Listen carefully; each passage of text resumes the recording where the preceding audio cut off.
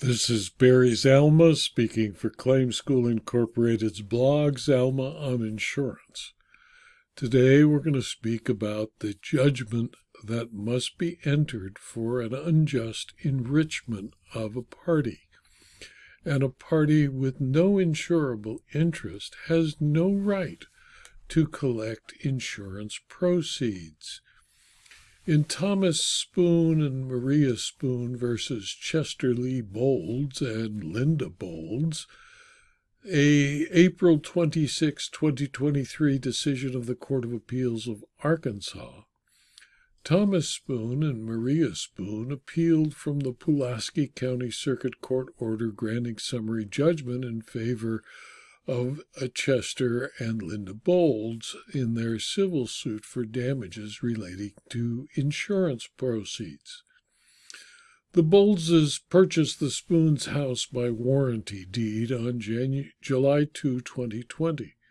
In November of 2020, the Boldses filed an insurance claim because they discovered their roof was leaking. The Boldses' insurance coverage would not pay because there was pre-existing damage to the roof. The Boldses then filed a claim against the Spoons' homeowner's insurer. That insurer accepted the claim but paid the money in dispute, $5,219.48, to the Spoons. When the Spoons failed to turn the money paid on the insurance claim over to the Boldses, they filed suit raising claims of breach of contract, declaratory judgment, and unjust enrichment. Nobody bothered to tell the insurance company, however, that the Spoons had no insurable interest in the property at the time they made their claim. Anyway, the Boldses moved for summary judgment because the Spoons had no insurable interest and therefore were not entitled to the insurance proceeds.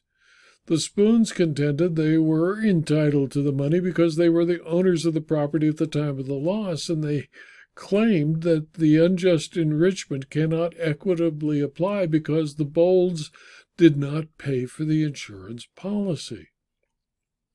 The court's order found that any and all interest the Spoons may have had in the house was terminated and extinguished upon the sale of the house to the Boldses, and it ordered that Spoons reimburse the Boldses for the roof repairs. The Spoons argued that summary judgment was not proper because the court did not address the issue of privity of contract, standing, statute of frauds, or timing. To support their argument, they contend the general rule is that insurance policies are personal contracts between the insured and the insurer, and that the Boldses were not a party to the original contract or privity to it. The issues of breach of contract, unjust enrichment, and declaratory judgment were briefed to the circuit court, and to find unjust enrichment, a party must have received something of value to which he or she is not entitled, and which he or she must restore. There must also be some operative act, intent, or situation to make the enrichment unjust and compensable. One who is free from fault cannot be held to be unjustly enriched merely because he or she has chosen to exercise a legal or contractual right. Further, if one has money belonging to another, which in equity and good conscience he ought not to retain, it can be recovered, although there is no privity between the parties. It was undisputed that the Spoons received the insurance money that was distributed for repair of the roof of a house in which they no longer had an interest. Unjust enrichment amounted to an alternative, independent basis for the circuit court's ruling, which has gone unchallenged by the Spoons, and accordingly the Boldses were entitled to reimbursement. In my opinion, the insurer erred in paying the Spoons, since they had no insurable interest at the time they made their claim. The Spoons kept the money to which they were not entitled, and owed the Boldses for selling them a house with a leaky roof. The Spoons were clearly unjustly enriched and owed the Boldses for the cost of fixing the roof, which they should have told them about before the sale. What the court did not consider, because the insurer was not a party, the insurer who paid the Spoons did not owe indemnity to them and paid a claim it did not owe. Since the insurer did not care and the Bolds did care, the Bolds were entitled to the funds. This video was adapted from my blog, Zelma on Insurance, which is available free to anyone who clicks on the link zelma.com/blog.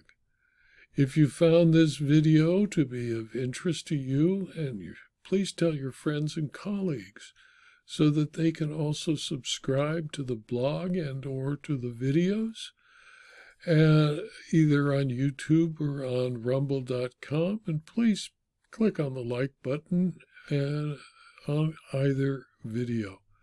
And if you wish further detail and further knowledge about insurance, please consider subscribing for a low fee to my Locals community and to my Substack publications. Thank you for your attention.